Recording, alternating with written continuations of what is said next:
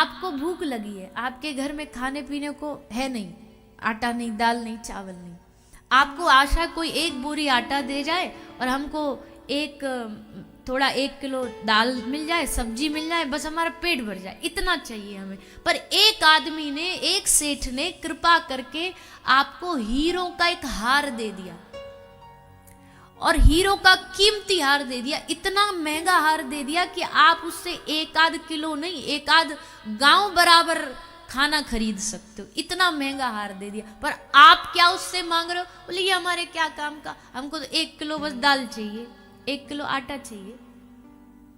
तो ये हमारी नासमझी हुई ना। क्यों? क्योंकि उस हीरा को बेच के तुम भैया पूरा की पूरा अनाज का खेत खरीद सकते हो, और तुम इसलिए दुखी हो कि तुमको उन्होंने दाल चावल नहीं दिया।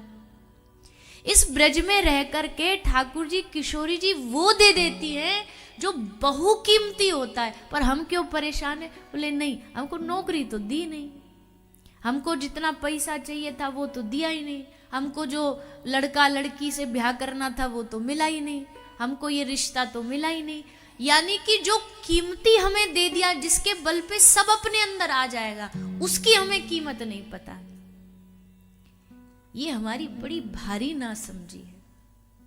महापुरुष हमारी इस नादानी को वृंदा विपिन में बस के, इस वृंदा विपिन में बस के कोई प्रेम छोड़ के कुछ अन्यत्र मांग रहा है, इसका मतलब है अभी उसकी आंखों पर अज्ञान का पर्दा पड़ा है। आज 4था दिन हो गया और हम कह रहे हैं 7 दिन तक भी हम आपको सुनाने का मौका मिलेगा तो यही सुनाएंगे कि इस ब्रज की धरती में प्रेम है, इस ब्रज की धरती में भाव है, इस ब्रज की धरती में रस है। जितना बीन सकते हो, जितना बटोर सकते हो इस धरती से, वो बटोरने का प्रयास करिए, वो प्राप्त करने का प्रयास करिए। नासमझी हटा करके भक्ति देवी की प्राप्ति करने का प्रयास करिए, क्योंकि संसार में भक्त बनना सबसे बड़ी उपलब्धि है। आप सब यहाँ जो बैठे, सब अपने अपने क्षेत्रों में कुछ ना कुछ पाए बैठे हैं। कोई बिजनेस में अच्छा है, कोई मार्केटिंग में अच्छा है, कोई काम में अच्छा है, कोई धंधे में अच्छा है। पर एक बात स्पष्ट मान लीजिए, समझ लीजिए, इस संसार की उपलब्धि कोई संसार के पद पाने में नहीं होती।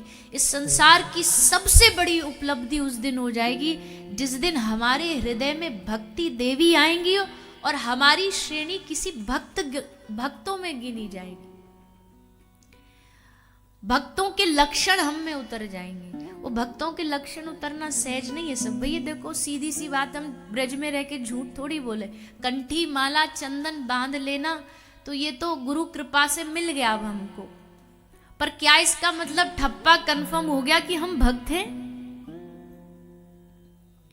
अभी मन से द्वेष गया नहीं, ईर्ष्या गई नहीं, कामना गई नहीं, वासना गई नहीं, उसमें डूबे बैठे। एक किंचित मात्र इधर से उधर जो चाहा वो न हुआ तो हमारी सब भक्ति एकदम गायब हो जाती है, सब चली जाती है।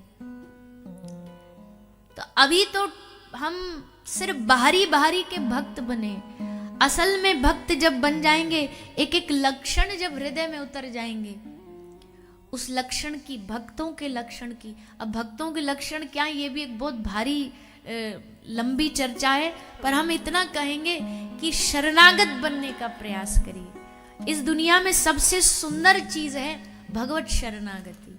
भगवत शरणागति से सुंदर संसार में कुछ भी नहीं हो सकता। जो भक्त भगवान के शरणागत हो गया, जो भक्त भगवान के आश्रित होकर के उनकी रजा में, उनकी मर्जी में मर्जी मिला के जीने लगा, उसका इस दुनिया में कोई भी उसको दुख नहीं दे सकता, उसको कष्ट नहीं दे सकता, क्योंकि उसने भगवान की इच्छा में अपनी इच्छा को मिला लिया। आसान तो नहीं है। क्यों नहीं है आसान? क्योंकि ये मानव मन है।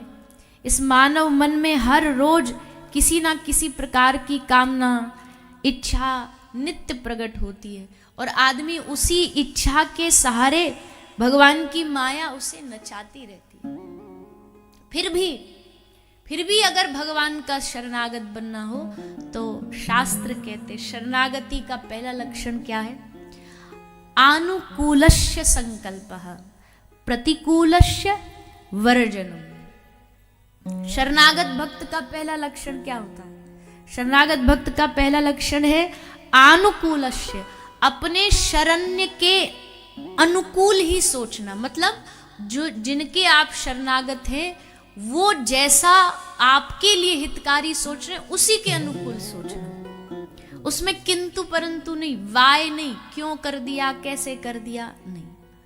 आनुकूलस्य संकल्प प्रतिकूलस्य वर्जनम। शरणागत का दूसरा लक्षण है कि जो उनकी भक्ति में सहायक न हो उसका त्याग करें, जो उनकी भक्ति में मददगार ना हो उसको त्यागें। ये किसी ने बता दिया कि भैया नहीं, ये काम करने से ठाकुर जी रूठ जाते हैं, तो हमको वो नहीं करना। इस काम को करने से भगवत प्राप्ति में बाधा आ जाएगी, तो वो काम नहीं करेंगे, बाकी कुछ भी हो जाए। अब ये हम ब्रज की धरती पे बैठे हैं तो जो शरणागत भक्त है उनकी बात बता रहे हैं। अभी जो पहली केजी वाले वो तो अभी प्याज लहसुन पे ही अटके हुए हैं कि प्याज लहसुन छोड़ना जरूरी है क्या भक्ति में, ऐसे नहीं मिल जाएंगे क्या? प्याज लहसुन से कुछ नहीं हो रहा, वो कोई ऐसा पाप नहीं है, पर हमको हमारे शास्त्र महापुरुषों ने कहा है कि ये तामसिक भोजन है, तामसिकता आएगी तो भगवान नहीं मिलेंगे, भगवान नहीं मिलेंगे तो फिर हमारे जीवन का लाभ क्या? इसलिए जो खाने से उनके हमारे मिलन में बाधा हो हम हंसते हंसते त्याग देंगे। एक सहज सी बात है, इसी पर लंबी लंबी चर्चाएं करते रहते, क्या हम भगवान की प्राप्ति करेंगे? एक दिन हमने बताया ना, उड़िया बाबा के पास आदमी आया, बोले भगवान मिल जाए, भगवान मिल जाए, कुष्ठ रोग हो जाएगा, ये सुनते डर के भाग गए। ऐसी काहे की भगवत प्राप्ति? तो प्रतिकूलस्य वर्जनम, उनकी किसी भी चीज जो उनके मिलन में बाधा बनती है उसको तुरंत त्याग देना है, बिना सोचे समझे, चाहे वो हमारे लिए कितनी भी प्रिय हो, कितनी भी हमारे लिए वो हमारे दिल के करीब हो। आदमी नहीं कहता जब संसार में किसी से प्रेम करता है, बोले आपके लिए तो हम अपनी सब आदतें बदल देंगे, आप बस हमें मिल जाओ एक बार, हम सब आदतें अपनी परिवर्तन कर लेंगे। ठाकुर जी के लिए नहीं कहते ये कि हम आदतें बदल लेंगे, बस आप मिल जाओ। तो प्रतिकूलस्य वर्जनम रक्षस्तीति विश्वासो। अब भक्ति का एक सबसे बड़ा सूत्र, कोई माने न माने, पर भक्ति का एक दूसरा नाम होता विश्वास। भक्ति विश्वास पर निर्धारित होती है। ये भरोसा होना चाहिए, ये विश्वास होना चाहिए कि वो मेरे संग है, वो मेरे साथ है, किसी भी परिस्थिति में उनने मेरा साथ नहीं छोड़ना है, वो मेरी उंगली थाम करके मुझे लेकर के चलेंगे।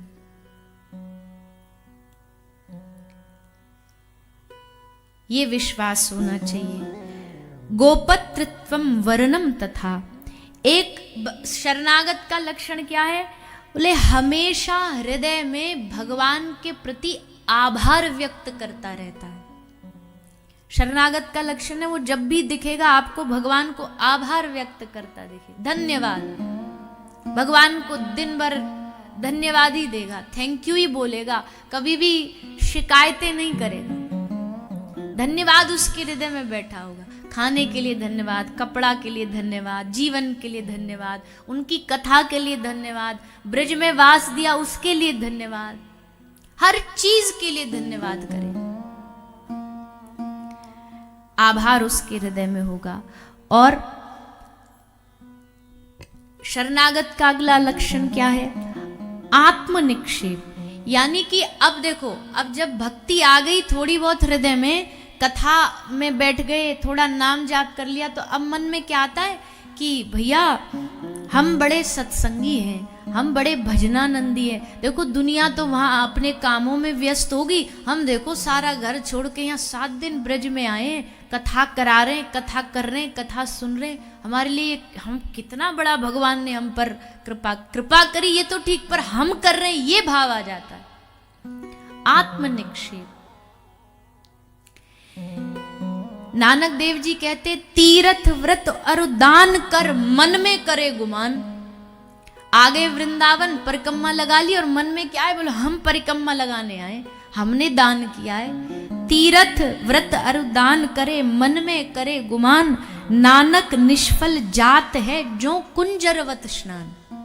कुंजरवत स्नान मतलब हाथी जो पानी में नहाता है ना, तो क्या करता है, पानी में गंगा जी में नहा के आ जाएगा, फिर नहा के डुबकी लगा के बाहर आएगा, फिर जो रेती बालू होगी उसमें लोट लेगा, पूरा अपने ऊपर मिट्टी चढ़ा लेगा, रेत चढ़ा लेगा, फिर जाएगा नहाने, फिर नहा करके फिर आएगा, फिर मिट्टी, ऐसे वो कुंजर। अब उस नहाने का क्या फायदा, कोई लाभ है?